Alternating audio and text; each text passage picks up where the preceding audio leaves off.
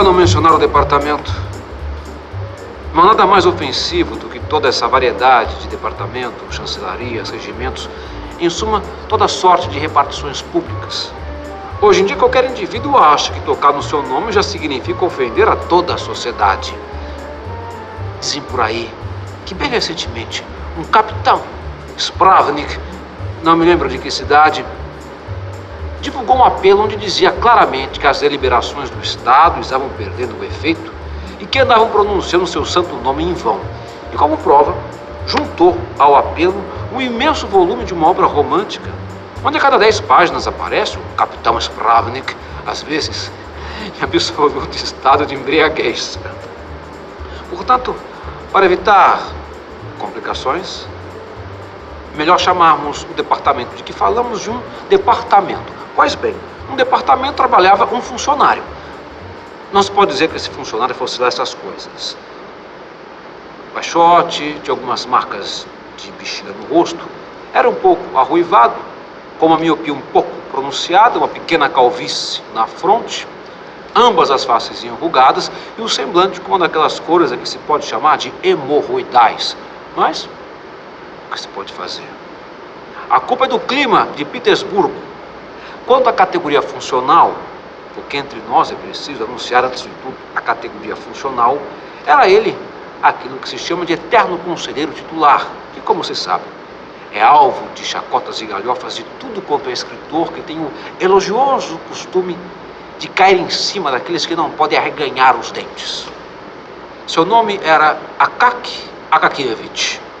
Nasceu Akaki Akakievich no anoitecer de um 23 de março, se não me falha a memória.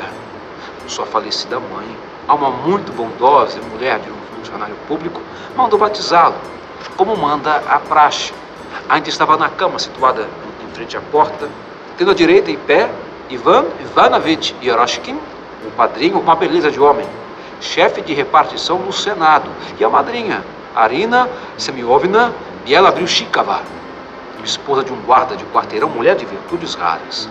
Sugeriram à genitora dar à criança um desses 3 nomes: Mokia, Sócia ou Rosdazat. Não!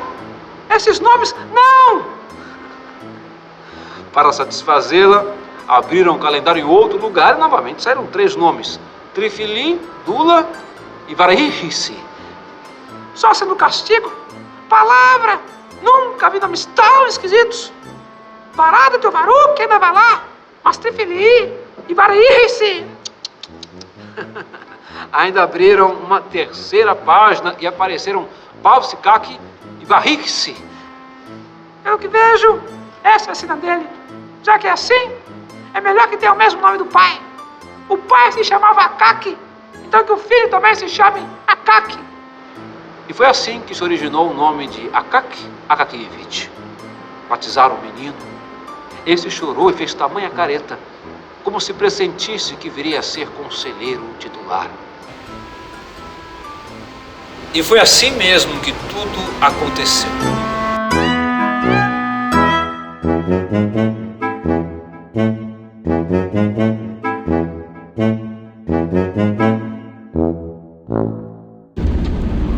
Como e por determinação de quem Akaki entrou para o departamento, era coisa que ninguém podia se lembrar. Por mais que mudassem os diretores e chefes de toda espécie, sempre o viam no mesmo lugar, na mesma função, no mesmo cargo, como o mesmo escrevente. E só que depois passaram a acreditar que parecia mesmo que ele já havia nascido inteiramente preparado, de uniforme e calvo. O departamento Akaki não era objeto de nenhum respeito. Os guardas, além de não se levantarem quando ele passava, nem olhavam para ele, como se fosse uma mosca que voava pela sala da recepção. Seus superiores o tratavam com uma frieza um tanto despótica. Qualquer subchefezinho de departamento metia a pelada debaixo do nariz, sem se dar ao trabalho de dizer "Tupi!" ou "Esse é um trabalhinho interessante, bom", ou algo educado, como se costuma fazer entre funcionários bem educados. E Akaki ia recebendo, olhando apenas para o papel, sem reparar em que ele entregara e se tinha o direito de fazê-lo. Ele recebia e no mesmo instante começava a escrever.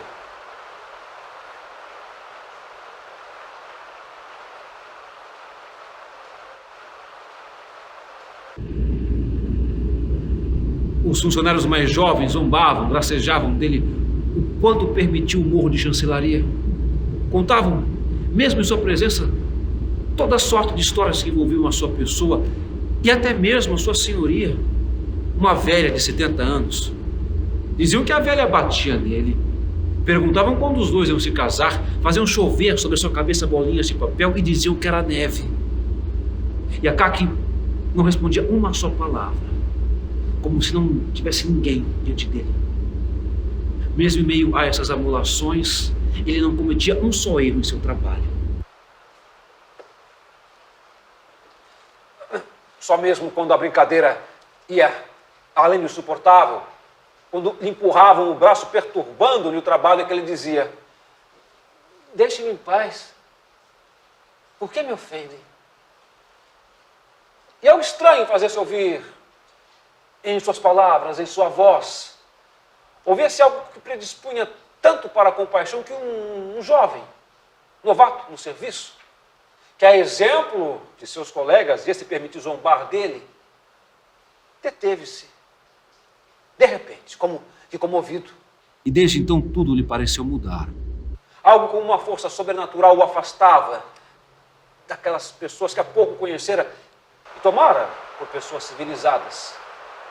Depois vinha-lhe a imaginação, nos momentos mais alegres, a imagem daquele funcionário baixinho, de fronte calva, com suas palavras penetrantes. Deixe-me em paz. Por que me ofendem? E nessas palavras penetrantes, outras palavras ecoavam. Eu sou teu irmão. O pobre rapaz levava as mãos ao rosto. E mais tarde, muitas vezes em sua vida, ele estremeceria ao perceber o quanto há de desumano no ser humano. Quanta grosseria feroz existe às escondidas no ambiente culto, requintado. Meu Deus. Até naquelas pessoas que a sociedade considera como nobres e honradas.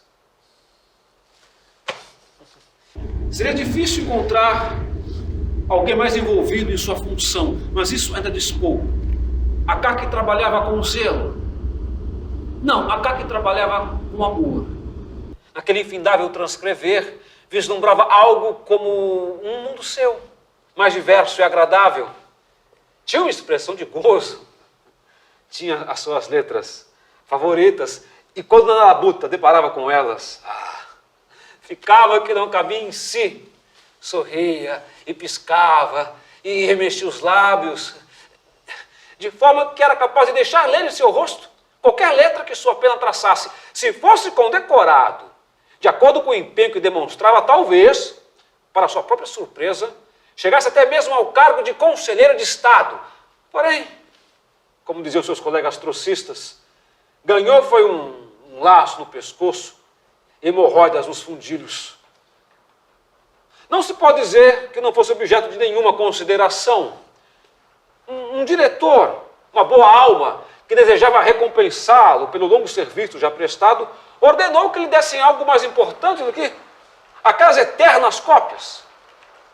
Tratava-se de extrair de um memorando já pronto um relatório qualquer para outra repartição, consistindo todo o trabalho na simples mudança do título geral e na transposição de alguns verbos da primeira para a terceira pessoa.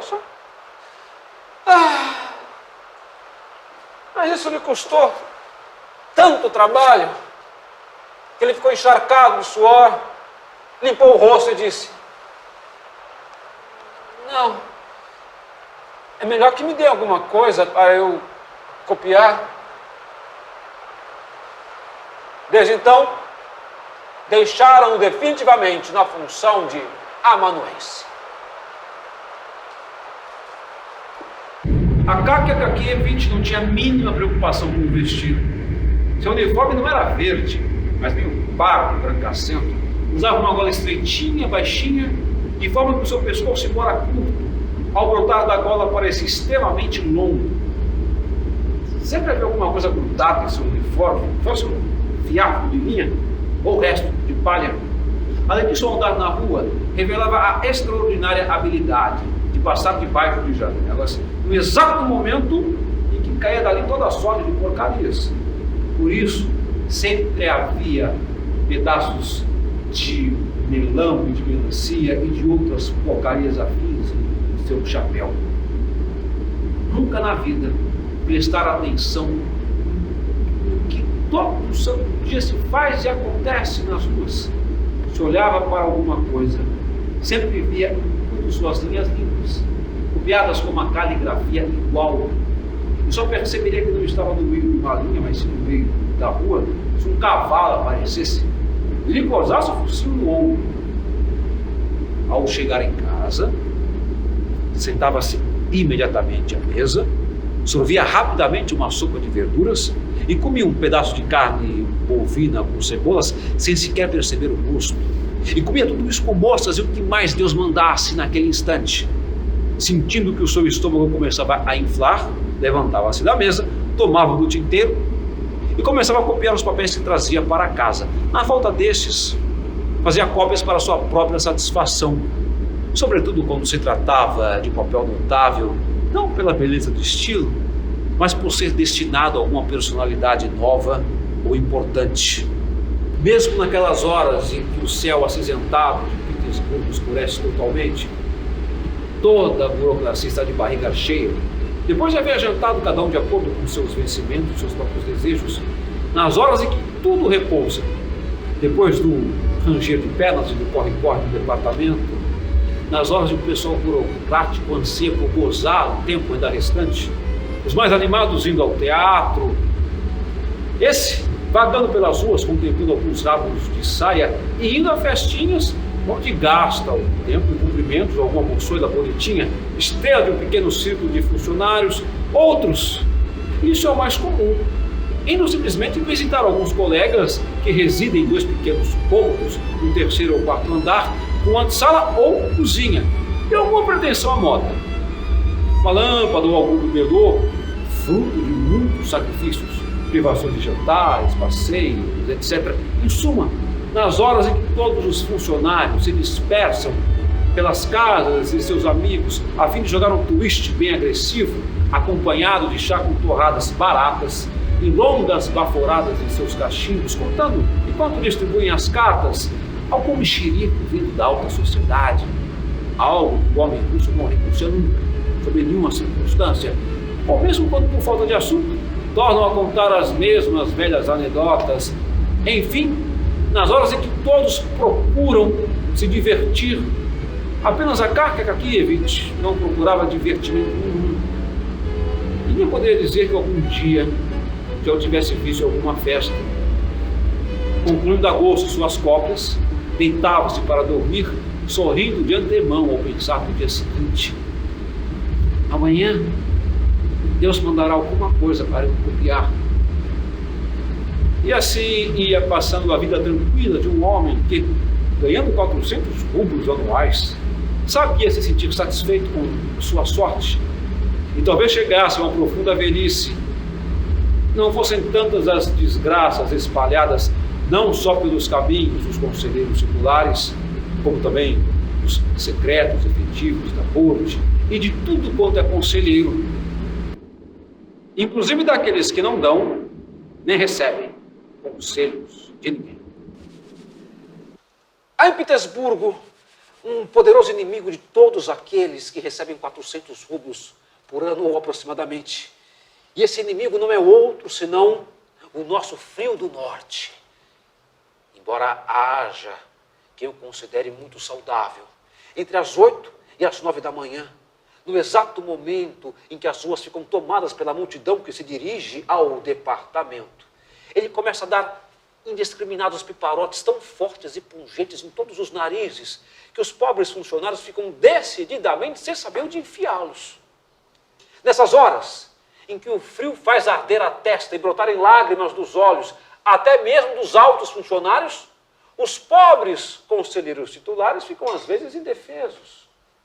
Sua única solução é percorrer em seus capotinhos ralos 5 ou 6 ruas com a maior rapidez possível e depois sapatear no vestíbulo de suas repartições até que todos os seus talentos e faculdades congelados se aqueçam para o exercício de suas funções.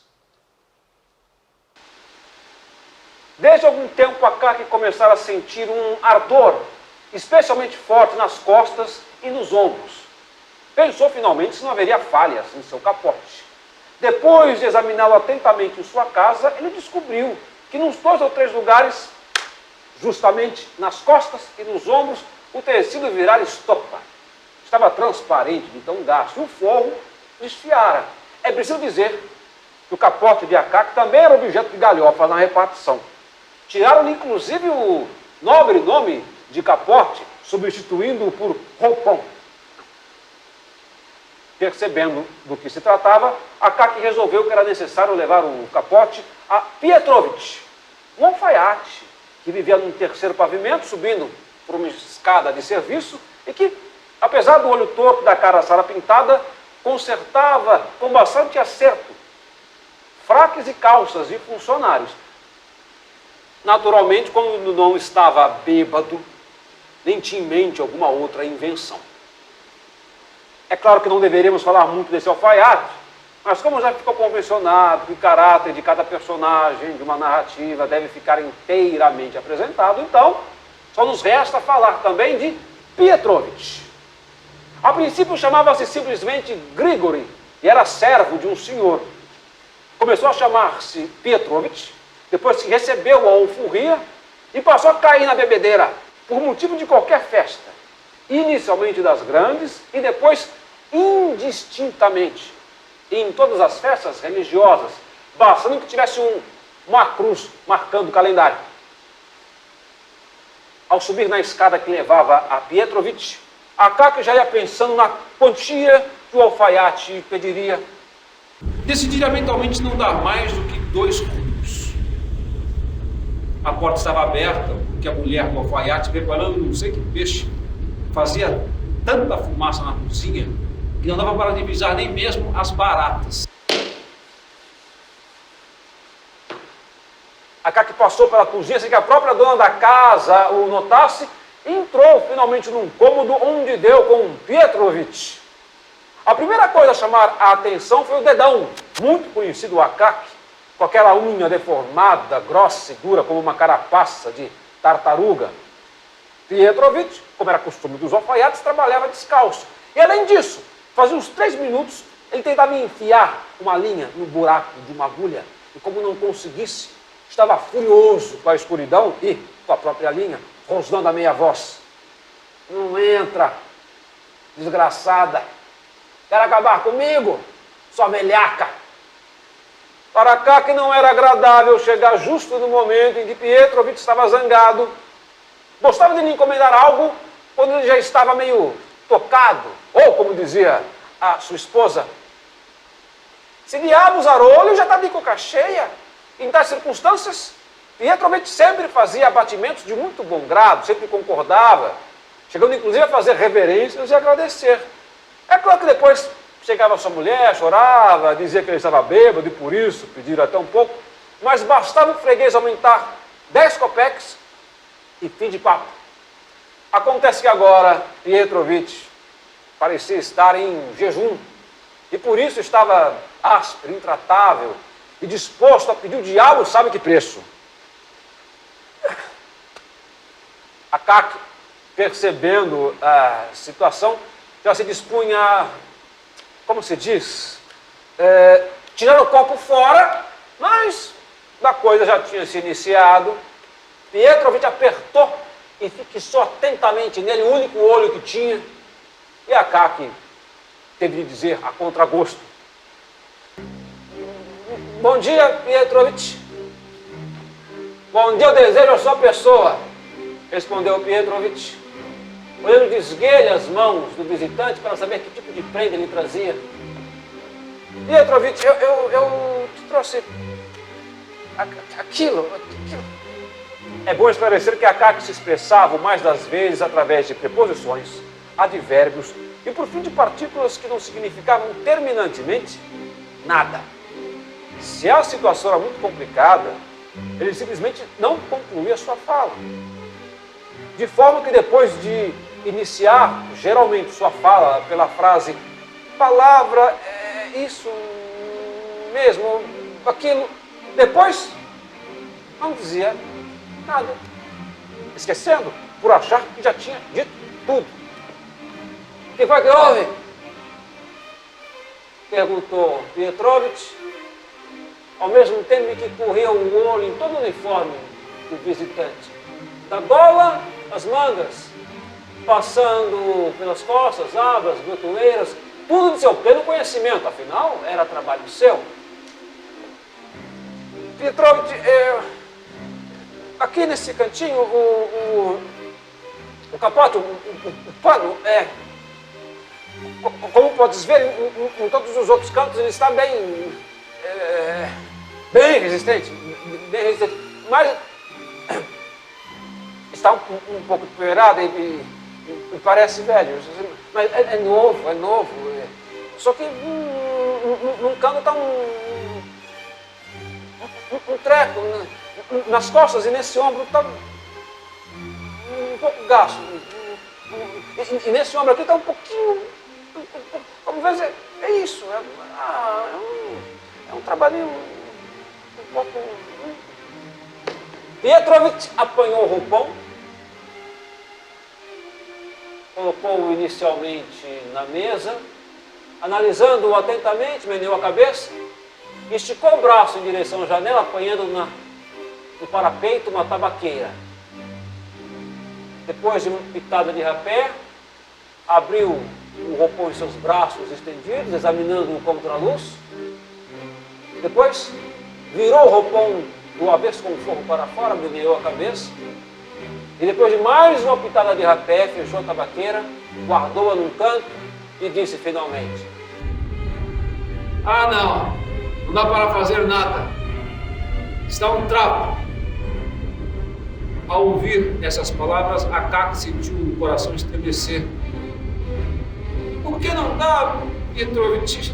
Você está um pouquinho gasto nos ombros e tu deves ter uns retalhinhos. Retalhos dá para arranjar, retalhos se arranja, mas não dá para costurar. É só trocar com a agulha e ele desfia. Não, mas não tem problema, bota um remendinho." Parece que não tem onde botar remendo. Tem um lugar para cozer. Se é de pano, só tem o nome. Se desmancha no primeiro pé de vento. Não, mas não tem importância, bota aquilo. Não dá para fazer nada. A coisa está ruim mesmo. O melhor que você não pode fazer é, quando fizer um pouco mais, transformá-la em tiras para aquecer os pés. Porque meia não aquece. Meia é invenção de alemão para embolsar mais dinheiro. Pietrovitch gostava de aproveitar as oportunidades para atacar os alemães. Pelo visto, o senhor vai ter de encomendar um capote novo. Ao ver a palavra novo, Akaki sentiu a vista escurecer. Tudo o que havia no cômodo passou a confundir-se diante de seus olhos. Novo? Mas como assim? Eu não tenho dinheiro para isso? Isso mesmo, um capote novo. E se eu fosse fazer novo, como é que ia ficar aquilo? Quer dizer, o preço? Sim. 3 notas de 50 e uns quebrados. 150 rublos por um capote? Exclamou Akaki, talvez fosse essa a primeira exclamação que fazia desde que nascera, pois sempre se distinguiram por falar baixinho. É isso mesmo. E vai depender do tipo de capote.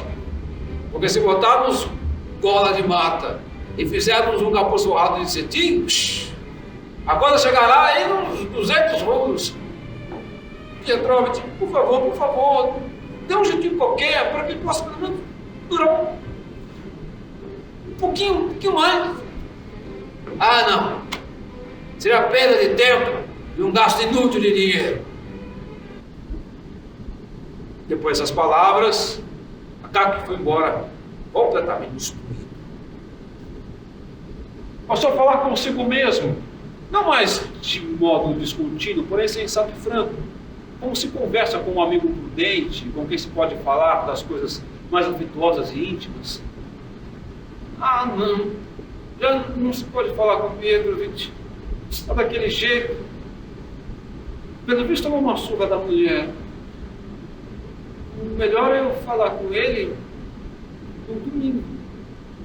Depois de um sábado de bebedeira, estará verde, sonolento, de forma que precisará de um trago para curar a ressaca e a mulher não lhe dá dinheiro.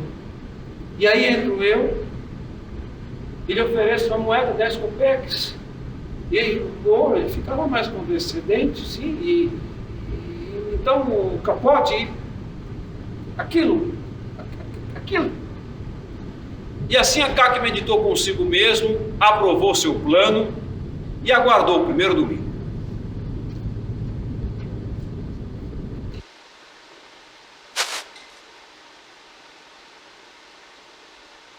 Avistando a mulher de Pietrovitch saindo para algum lugar, dirigiu-se imediatamente para a casa do alfaiate. Depois de um sábado, realmente Pietrovitch estava vesgo, de cabeça inclinada e todo sonolento. Mas foi só tocar num assunto que foi como se o diabo o tivesse cutucado. Não, possível. Trata de encomendar um capote novo. Akaki então estendeu-lhe a mão com os 10 copeques. Ah, obrigado, senhor.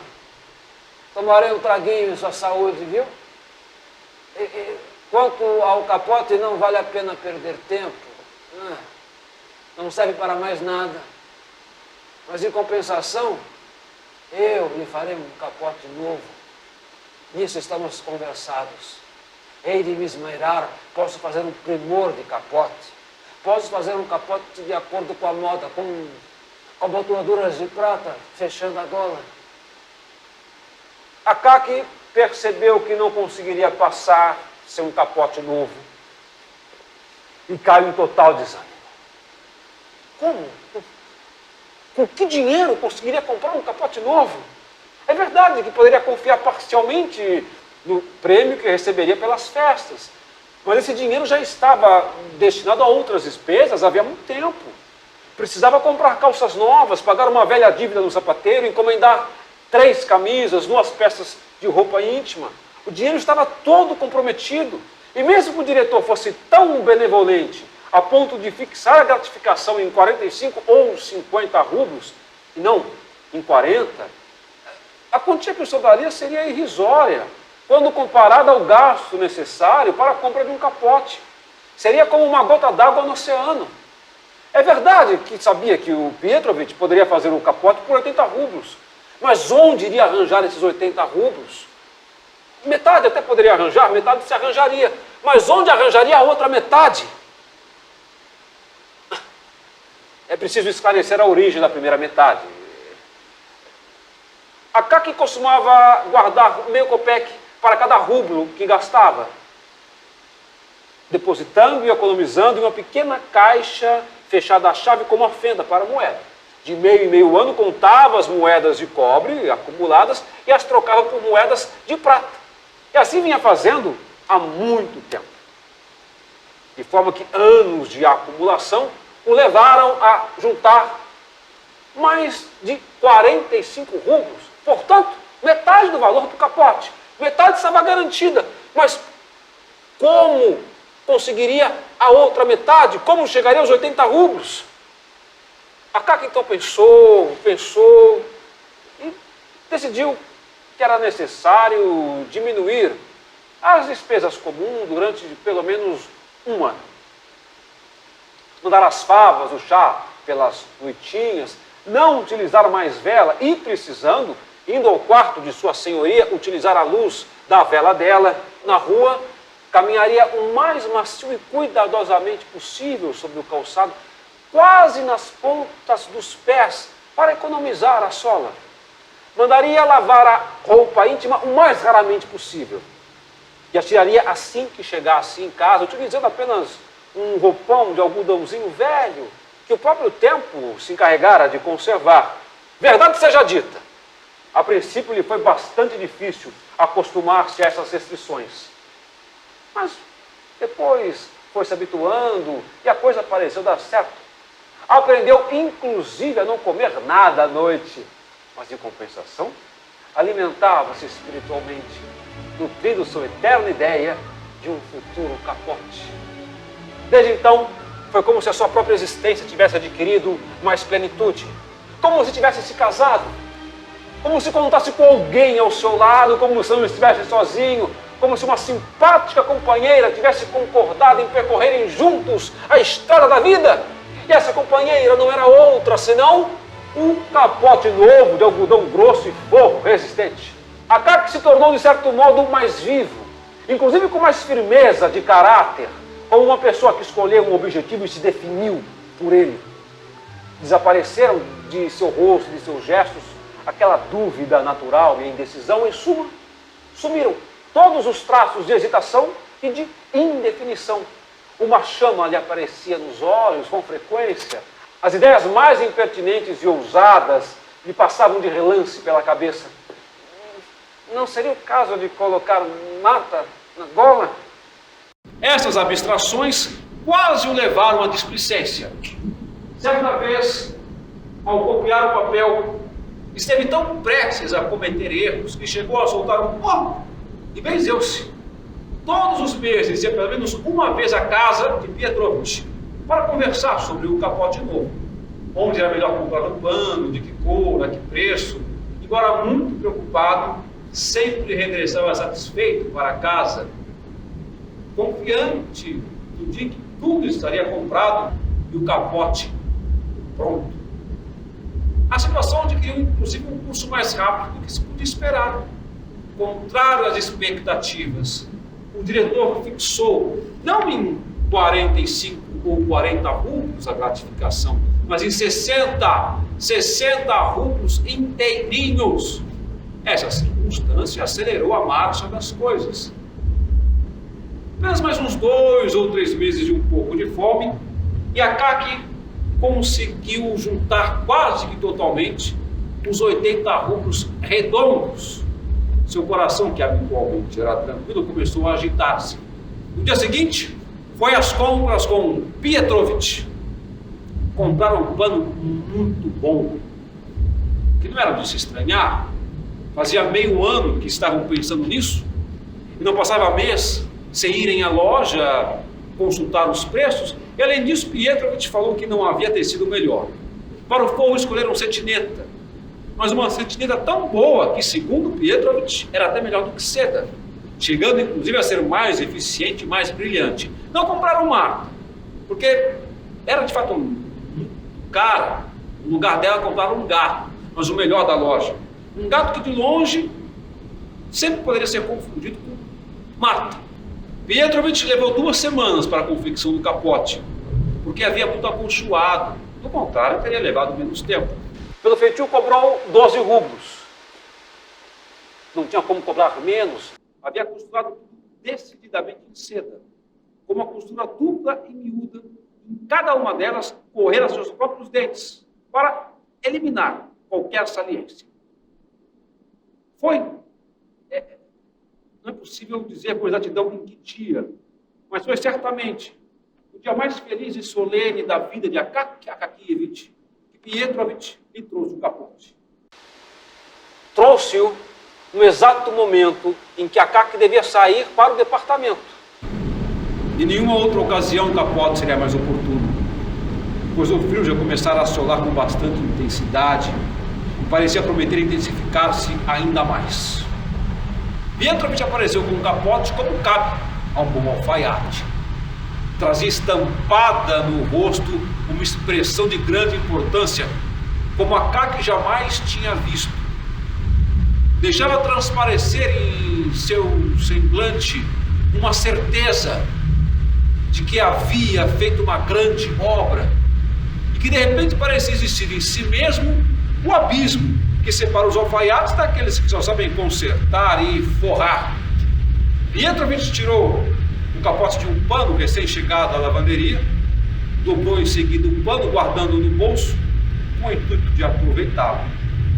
depois de tirar o capote, observou-o com muito orgulho e, estendendo-lhe seus braços, atirou-lhe muito habilmente nos ombros de Akaki, sem arrotoá-lo.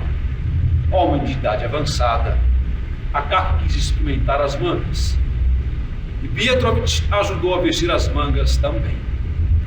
O capote saiu exatamente na medida. Diante disso, Pietrovitch não perdeu a oportunidade de dizer que só cobrava tão pouco, porque vivia numa rua pequena e trabalhava sem letreiro, e também porque conhecia Akaki havia muito tempo. Se fosse na rua Nievski, só o Fedil teria custado 75 rublos.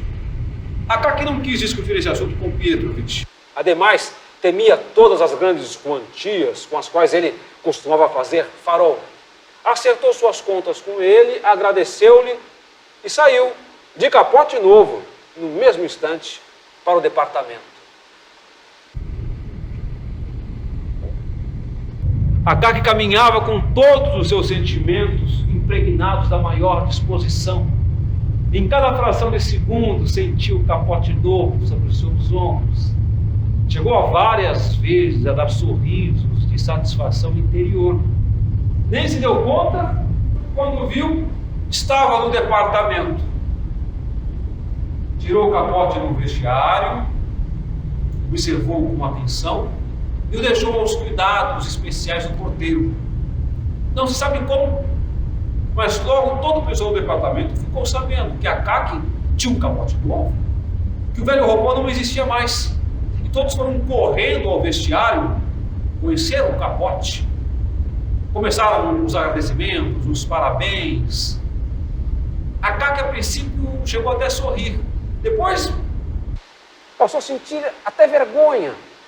E quando seus colegas começaram a dizer que ele precisava celebrar um capote novo, ou mesmo dar uma festinha para eles, o nosso pobre Akaki ficou completamente perdido, sem saber o que fazer, o que responder, como excusar-se. Tempo depois, passou a afirmar, vermelho de modo bastante ingênuo, que aquele capote não era novo, que aquilo não tinha nada demais, que era um capote velho. Finalmente, um dos funcionários, um subchefe do departamento, provavelmente com o intuito de demonstrar que não nutria nenhum orgulho e que se dava inclusive com os inferiores, disse: bem, pessoal, em vez de Akaki Akakievitch, quem vai dar a festinha sou eu. E são todos convidados ao chá em minha casa hoje à noite. Justo hoje, que é o dia do meu santo. Como era natural, todos começaram a cumprimentar o subchefe e aceitaram de bom grado o convite. Akaki quis excusar-se, mas todos lhe disseram que isso era uma descortesia, uma atitude muito delicada e grosseira, de forma que Akaki não teve outra saída senão a aceitar o convite. Aliás, depois, ele chegou até a ficar satisfeito, ao perceber que poderia passear até a noitinha de capote novo. Todo aquele dia foi a maior festa solene para Akaki Akakievitch. Ochichornie, ochichukche, ochstrastnie и прекраснее, как люблю я вас, и żąda увидел вас, я не добрый час. Очень чернее, очень дюкче, очень страстнее и прекраснее, как люблю я вас, как боюсь я вас, и żąda увидел вас, я не добрый час.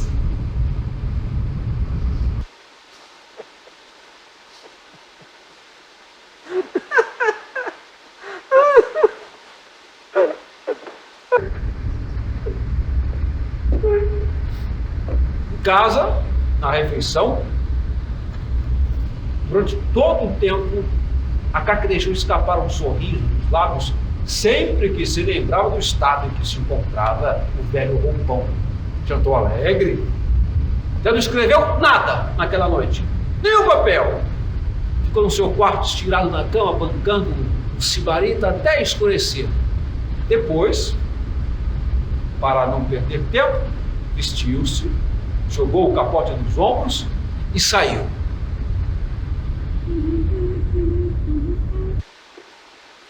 O local exato em que morava o funcionário que o convidara é coisa que, infelizmente, não sabemos.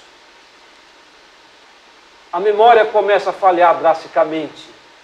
E tudo que existe em Petersburgo, todas as ruas e prédios, começam a misturar-se, confundir-se de tal maneira na cabeça que é praticamente impossível trazer à lembrança algo em sua devida ordem. Seja como for, o certo é que o tal funcionário morava na melhor parte da cidade, logo, muito longe de onde morava Akaki, que a princípio precisou passar por umas ruas desertas, precariamente iluminadas. Mas, à medida que se aproximava do quarteirão do funcionário, as ruas iam ficando mais movimentadas, mais alegres, mais bem iluminadas. Os pedestres tornavam-se frequentes. Damas em belos vestidos começavam a aparecer. Golas de castor faziam-se ser vistas nos pescoços de alguns homens. Os trenós passavam a ser invernizados. E Akaki ia vendo tudo isso como uma novidade.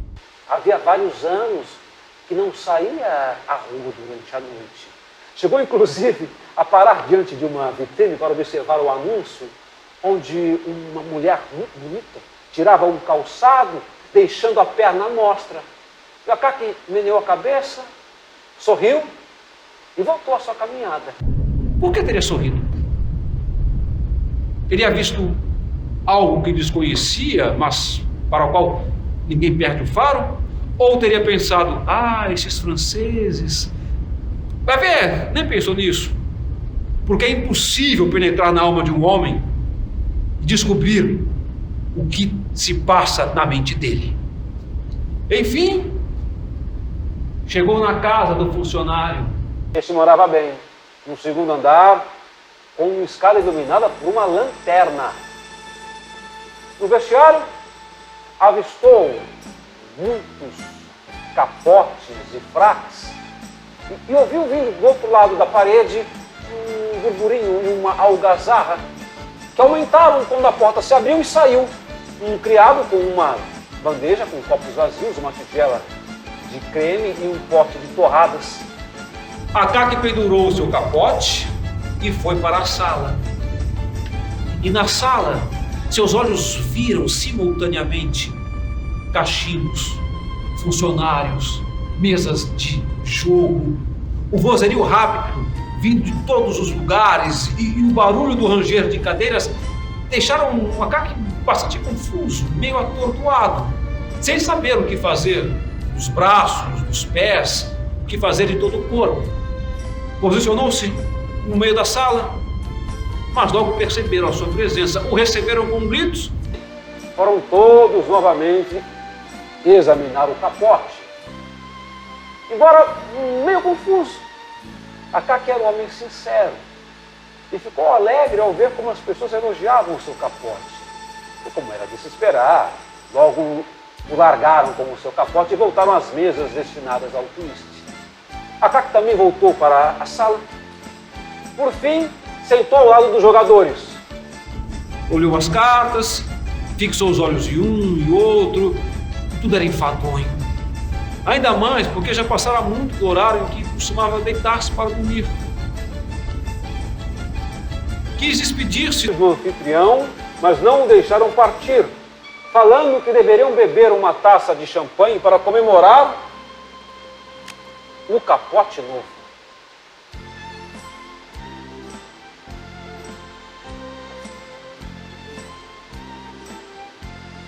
Uma hora depois serviram um jantar que consistia em salada de beterrabas, vitela fria, patê, doces e champanhe.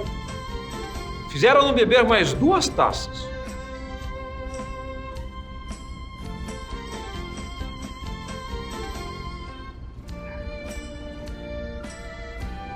Depois disso, Akaki passou a ver tudo mais alegre pela sala. Mas não pôde deixar de lembrar que já dera meia-noite e passara e muito do horário de ir para casa. Para que o anfitrião não encontrasse meios de retê-lo, saiu sorrateiramente. Apanhando no vestiário seu capote, não sem lamentar tê-lo encontrado no chão, limpou, sacudiu, jogou sobre os ombros e saiu para a rua. Na rua ainda estava claro. Algumas lojinhas, aqueles eternos clubes de funcionários e de gente de toda espécie ainda estavam abertas. Outras, fechadas, deixavam escapar uma luz pela fresta das portas.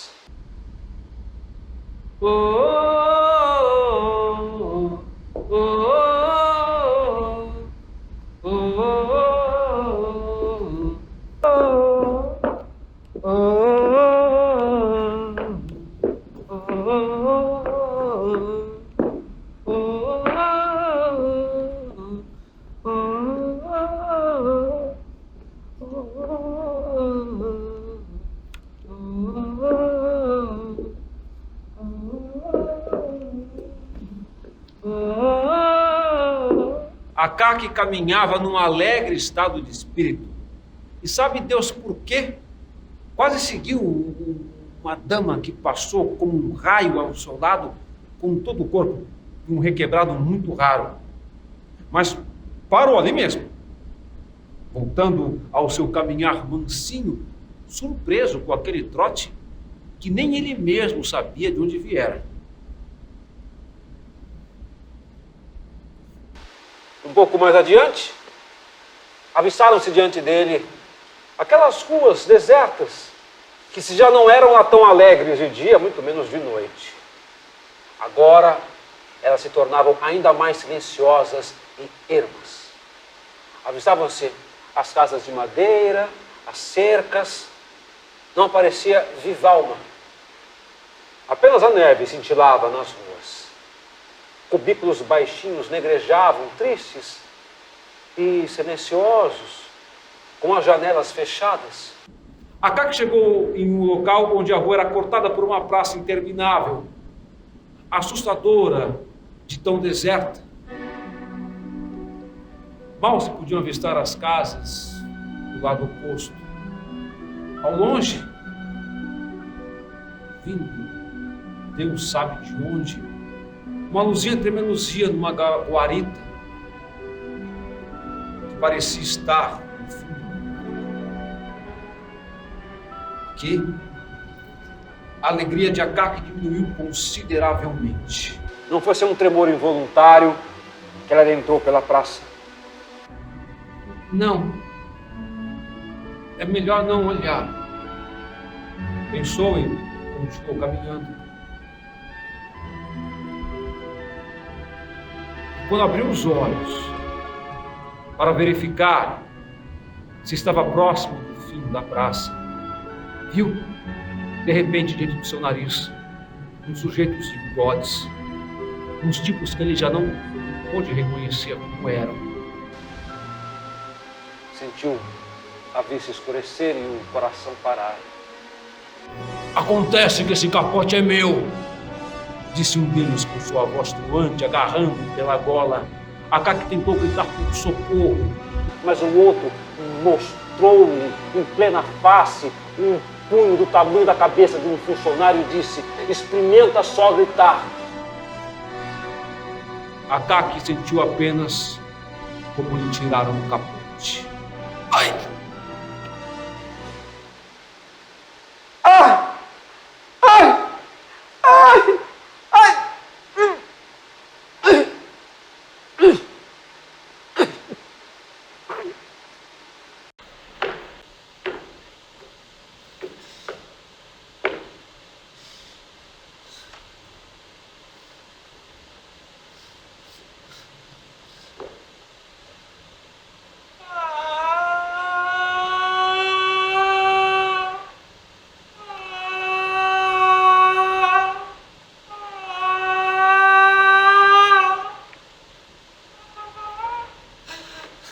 Desesperado, sem se cansar de gritar, Akaki se pôs a correr pela praça direto para a guarita, onde um guarda encostado em sua alarmada queria saber por que diabo alguém corria e gritava em sua direção sem parar. E Akaki, gritando, ofegante, falou para o guarda que ele não guardava nada, como se assaltavam as pessoas de forma covarde. E o guarda disse que não tinha visto nada. Tinha visto 2 sujeitos parando e acharam que esses sujeitos eram amigos dele. E que ele, ao invés de ficar gritando sem parar, gritando inutilmente, deveria, no dia seguinte, era procurar o inspetor de polícia. O inspetor de polícia, porque o inspetor de polícia saberia, assim, como descobrir onde que estaria o Capote.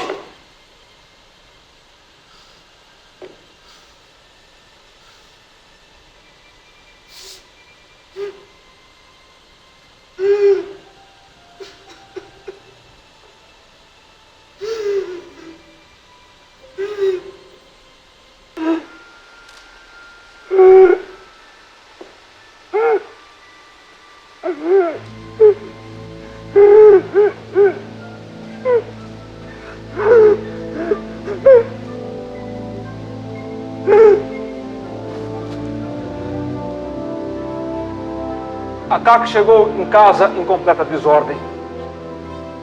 Ao ouvir as terríveis batidas na porta, a velha senhoria pulou apressadamente da cama e, com um só pé calçado, correu para a porta e, prendendo discretamente a camisola sobre os seios, mas recuou ao ver o estado de Akaki.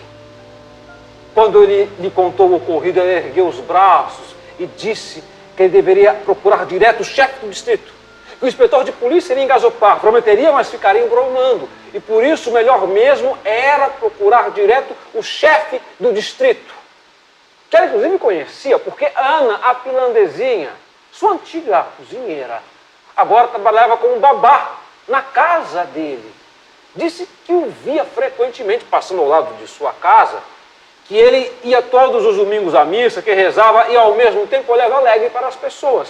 Logo, tudo levava a crer que se tratava de um homem bom. Depois de ouvir essa sugestão, a Kaki saiu triste para o seu quarto.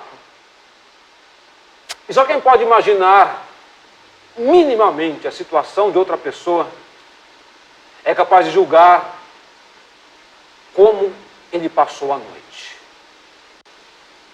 Na manhã seguinte, a Kaki foi procurar o chefe do distrito, mas lhe disseram que ele estava dormindo.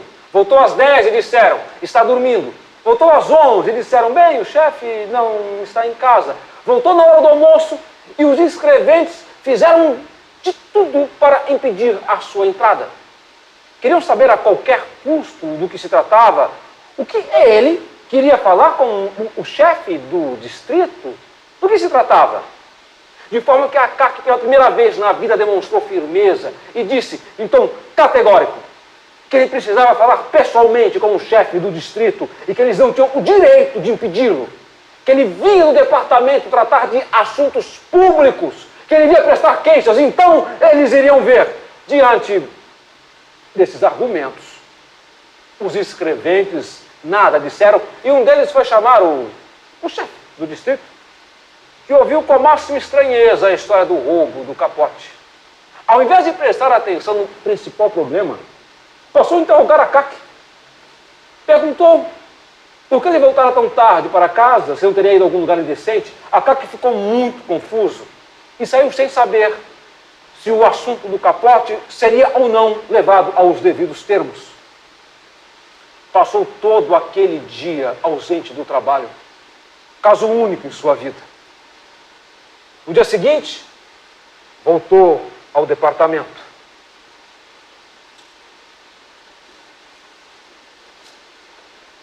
Completamente pálido, metido no velho roupão, que estava ainda mais deplorável. Ao tomarem conhecimento do roubo do Capote, alguns funcionários se comoveram. Embora houvesse quem não perdesse nem essa ocasião para zombar. Decidiram passar imediatamente uma coleta para a Kaki, mas arrecadaram uma quantia ínfima, porque os funcionários já haviam gasto um bom dinheiro na compra de um retrato do diretor e na aquisição de um livro qualquer indicado pelo subchefe da repartição, que era amigo do autor, de forma que a quantia arrecadada foi uma ninharia. Um funcionário, comovido, resolveu tentar ajudá-lo com um bom conselho. Se ele não procurasse o inspetor de quarteirão, Porque mesmo que o inspetor de quarteirão se desse ao trabalho de descobrir o capote permaneceria com a polícia se a CAC não apresentasse provas legais de que o capote lhe pertencia. O melhor seria ele procurar um certo figurão, porque esse figurão, depois de fazer contato por via escrita e oral com quem de direito, faria o caso andar com mais êxito. A CAC não restou senão também procurar o figurão. Quem era esse figurão e que posto ocupava é coisa que até agora estamos por saber. Vale dizer que o figurão se tornara figurão bem recentemente e que antes disso era uma figura sem importância. Aliás, mesmo agora seu cargo não era muito importante quando comparado com cargos muito mais importantes, mas ele procurava valorizar a sua importância através dos mais variados recursos. Ordenou que os funcionários inferiores o esperassem na escada enquanto ele estava chegando ao gabinete, que ninguém se dirigisse diretamente a ele, que tudo funcionasse na mais rigorosa ordem. O nosso figurão era um homem de hábitos e costumes solenes, majestosos, mas não complicados. A severidade era o principal fundamento do seu sistema. Severidade, severidade, severidade. Costumava repetir, e ao dizer a última palavra, olhava sempre com muita imponência para o seu ouvinte.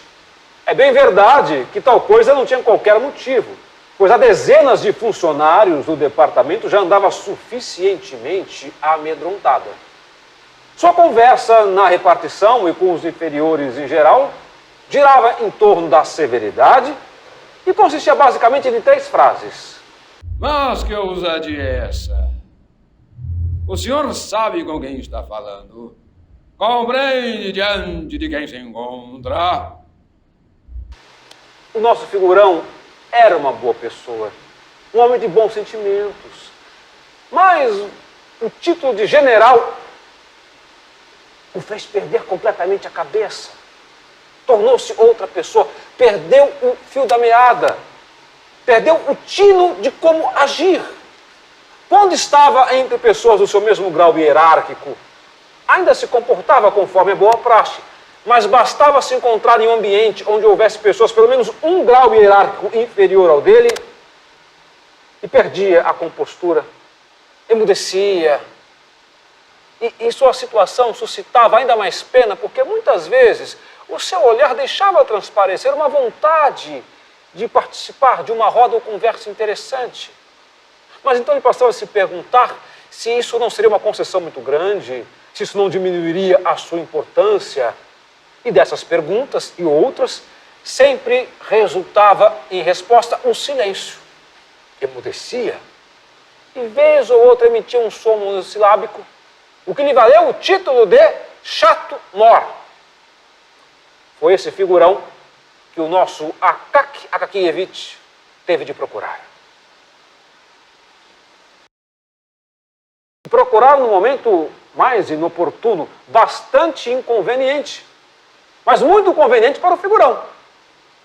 O figurão estava em uma prazerosa conversa em seu gabinete com um velho e conhecido amigo de infância, recém-chegado, a quem não via há muitos anos, quando foi informado que o procuravam. Ora, quem é? Perguntou com a sua voz entrecortada. Um funcionário qualquer, responderam. Pode esperar. A ocasião não é própria. Vale dizer que o figurão mentiu redondamente. Já conversara tudo o que tinha que conversar com o seu amigo e agora gastavam o tempo com pausas muito longas. Mas achou por bem fazer o funcionário esperar para mostrar ao seu amigo quanto tempo os funcionários tinham que esperá-lo na sala de espera. Por fim, depois de se fartarem de conversar, ainda mais de se calar, fumando seus longos charutos, sentados em confortáveis poltronas de encosto reclinável, ele de repente pareceu se lembrar do funcionário e dirigiu-se ao secretário que estava postado junto à porta. Parece que há alguém aí. Diga-lhe para entrar.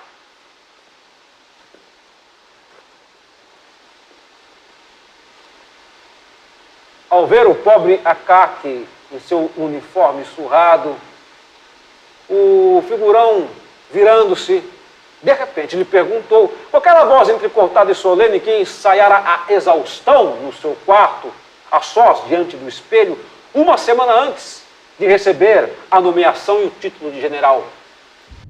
Que deseja?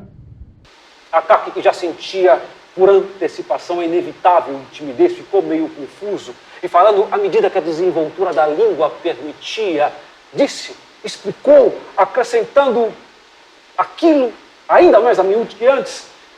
Possuía um capote novinho e que fora desumanamente roubado e que por isso vinha até ele para pedir ajuda, pedir para que ele falasse com o chefe de polícia e desse um jeito de encontrar o capote.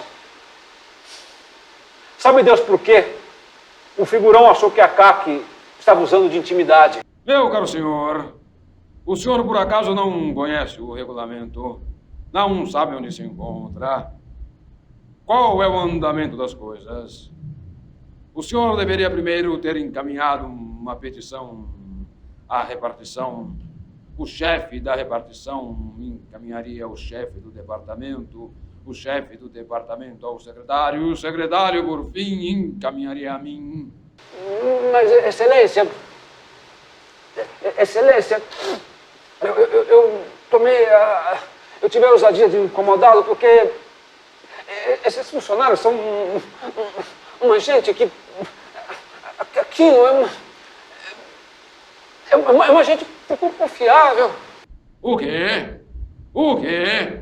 Mas que ousadia é essa? Que desmandos são esses que os jovens andam cometendo contra os seus chefes e superiores? O diretor pareceu não notar que Akaki já passava dos 50 anos. O senhor sabe com quem está falando? Compreende diante de quem se encontra? Compreende ou não? Estou lhe perguntando. Akaki ficou deveras estupefato, cambaleou, tremeu todo, e se não fossem os contínuos a correrem imediatamente para segurá-lo, ele teria tombado. Saiu quase carregado.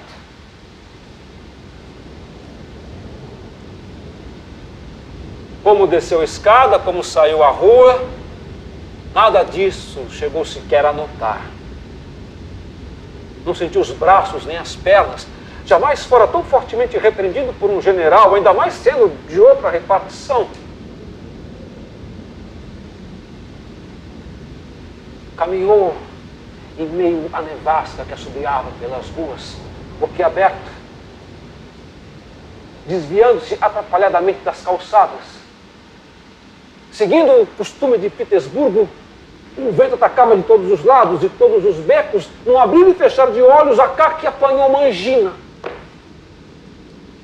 Chegou em casa aos trancos e barrancos, sem conseguir dizer uma só palavra. Todo inchado, deitou-se para dormir. Que força tem, às vezes, uma reprimenda bem dada. Na manhã seguinte, já estava com febre alta. Graças ao auxílio do generoso clima de Petersburgo, a doença evoluiu com mais rapidez do que se podia esperar. E quando o médico apareceu para lhe tomar o pulso, nada pôde fazer, senão receitar uma compressa. E só mesmo para que o doente não ficasse sem um beneficente socorro da medicina. De resto, lhe disse, no mesmo instante, que dentro de uns 2 dias, a morte era certa. Depois dirigiu-se à velha senhoria e disse, quanto à senhora, não perca tempo à toa. Encomende agora mesmo um caixão de pinho, porque o de carvalho ficará muito caro para ele. Akaki teria ouvido essas palavras fatais, e se as ouviu, teria ficado triste, lamentado, sua malfada da vida.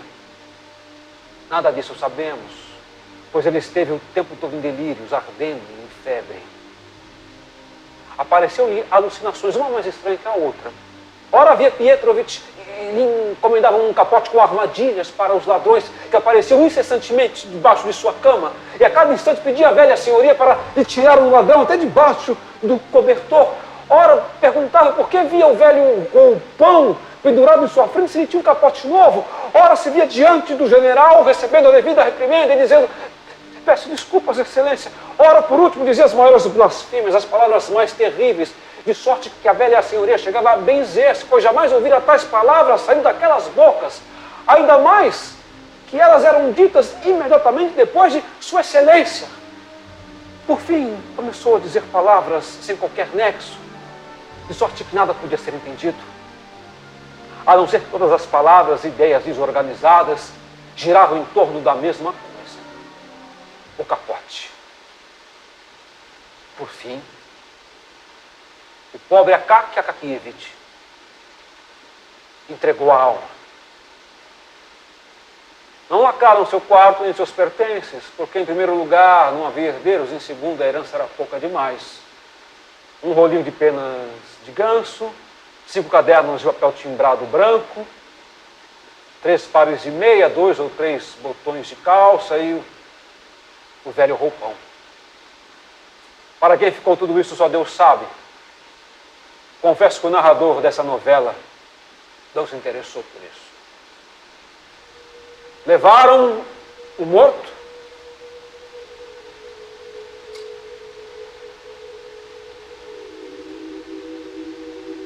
e o enterraram.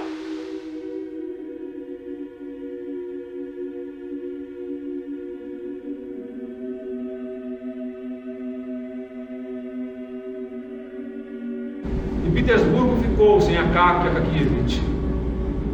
Desapareceu e eclipsou-se um ser que ninguém defendera, que ninguém estimara, que ninguém se preocupara. Um ser que aguentou resignado os escadas da repartição, que desceu à sepultura sem nada de extraordinário, mas, apesar de tudo, que acabou recebendo, ainda que bem no final de sua vida, uma visita radiosa na forma de um capote que iluminou por instantes sua própria existência, sobre a qual depois se abateu uma insuportável desgraça.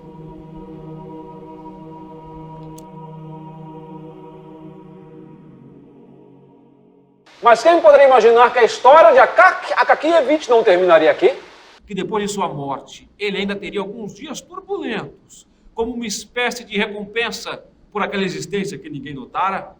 No entanto, foi assim que aconteceu. E a nossa pobre história adquire inesperadamente um desfecho fantástico.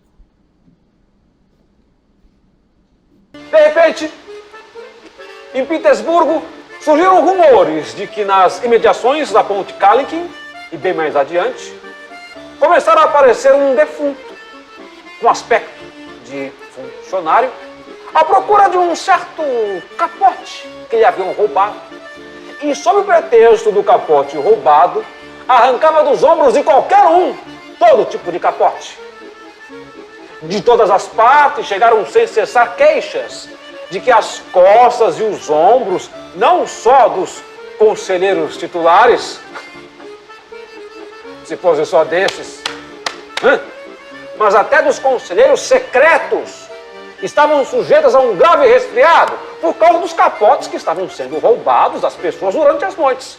A polícia recebeu ordem de capturar o defunto a qualquer custo, vivo ou morto, e castigar-lhe da maneira mais severa possível para servir de exemplo aos outros. E por pouco não conseguiu. Foi justamente um guarda de quarteirão que, na altura do beco Kryutkin, quase o agarrou pela gola em pleno local do crime, quando ele tentava roubar um capote de baeta grossa de um músico aposentado. Agarrando-o pela gola, o guarda gritou para outros 2 camaradas e o incumbiu de segurá-lo enquanto metia a mão na bota, procurando uma tabaqueira para reanimar um pouco o nariz que congelara pela 6ª vez em sua existência. Mas o tabaco era tão ordinário que nem um defunto conseguiu suportá-lo. O guarda, que tapara a narina direita com o dedo, Mal teve tempo de tirar outra pitada de rapé com a mão esquerda, porque o defunto deu um espirro tão forte que salpicou os olhos dos três. E enquanto eles levavam as mãos aos olhos para esfregá-los, o defunto desapareceu sem deixar vestígios. De sorte que eles ficaram sem saber nem se o tinham segurado em suas mãos. Mas depois disso, os policiais ficaram com tanto medo dos mortos que passaram a não prender nem mesmo os vivos, limitando-se a gritar de longe: "Ei, vai dando fora!" No entanto, acabamos deixando de lado totalmente o nosso figurão, que em verdade quase foi a causa do desfecho fantástico de nossa narrativa. Aliás, totalmente verdadeira. Antes de tudo, por um dever de justiça, é preciso dizer que assim que Akaki saiu arrasado pela reprimenda, ele, o figurão, sentiu alguma coisa assim como pena. A compaixão não lhe era estranha. Seu coração era capaz de gestos de bondade. No entanto, muito a miúde, o alto cargo que ocupava o impedia de praticá-los. Assim que o seu amigo saiu do gabinete, ele se pôs a refletir sobre o pobre Akaki. E desde então, quase todos os dias, lhe vinha à imaginação aquele funcionário pálido que não suportara a reprimenda de um superior. Estas lembranças lhe causaram tanto incômodo que, ao cabo de uma semana, ele ordenou a um funcionário que fosse procurar Akaki para saber como ele estava, se não haveria meio de ajudá-lo. E quando foi informado que Akaki havia morrido de uma febre repentina, chegou até a pasmar. Ouviu a censura da consciência e ficou aquele dia inteiro de mau humor. Para se divertir um pouco, esquecer aquela desagradável impressão, resolveu ir a uma festinha na casa de um amigo e lá quase todos eram do mesmo grau hierárquico. Tornou-se expansivo, de conversa amável, agradável, teve uma noite bastante prazerosa. No jantar, tomou umas 2 taças de champanhe, o que lhe despertou vontade de cometer certas extravagâncias. Decidiu não ir direto para a sua casa, mas para a casa de Karolina Ivanovna, uma dama com quem ele mantinha laços plenamente amigáveis. É importante dizer que o nosso figurão já não era jovem, era um bom esposo e um honrado pai de família. Tinha 2 filhos, um inclusive já trabalhando na repartição, e uma menina de 16 anos, e um narizinho um pouco arrebitado, porém bonitinho, que todos os dias lhe beijava a mão e dizia: "Bonjour, papá." No entanto, mesmo plenamente satisfeito com o carinho do lar, o figurão achou por bem arranjar uma amiga no lado oposto da cidade. A vida tem dessas coisas e não nos cabe julgá-las. Enfim, desceu as escadas, pulou no trenó e ordenou ao cocheiro: Para a casa de Karolina Ivanovna.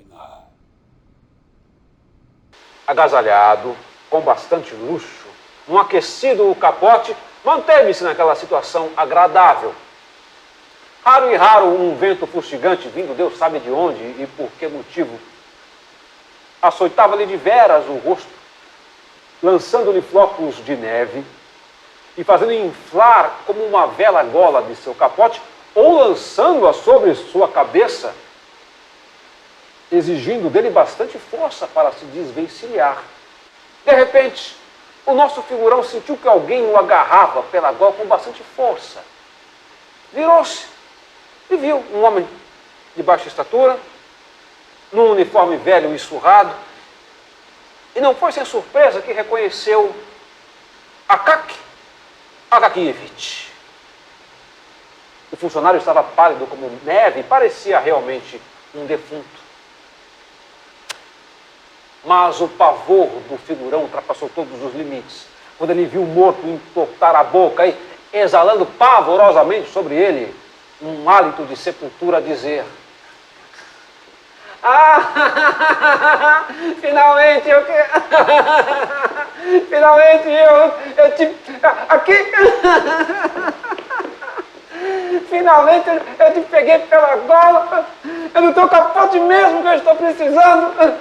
Não intercedeste para encontrar o meu e ainda me repreendeste?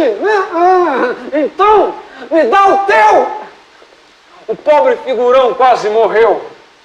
Embora fosse enérgico na repartição com os inferiores e qualquer um, imediatamente ao vê-lo, dissesse: oh, que enérgico! Aqui ele se comportou a exemplo daquelas pessoas de aspecto hérculeo. Teve pavor, tremeu e, não sem sentido, temeu o ataque de alguma doença. Ele próprio tirou o capote o mais rápido possível e, como um louco, gritou para o cocheiro: para casa! Em disparada para casa! Acostumado a ouvir aquela voz em momentos decisivos e sempre acompanhada de algo mais incisivo, o cocheiro encolheu o pescoço, chacoalhou o seu chicote e partiu como uma flecha. Em 6 minutos, o figurão estava na entrada de sua casa. Pálido, desesperado e sem o capote, ele foi para a sua própria casa, não para a casa de Carolina Ivanovna. Arrastou-se a pulso para o seu quarto e passou a noite toda desesperado.